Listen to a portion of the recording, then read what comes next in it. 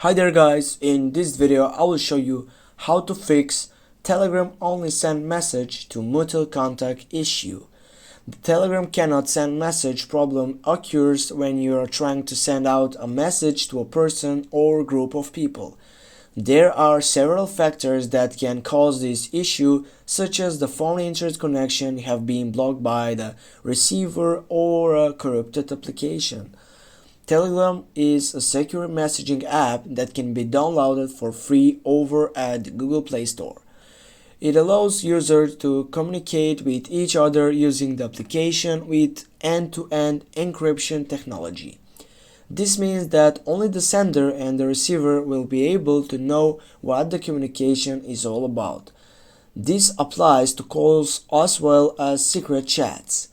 Cannot send out messages using Telegram application is an issue that you might incur while trying to use this app on your mobile device, and it's when it can't send out a message.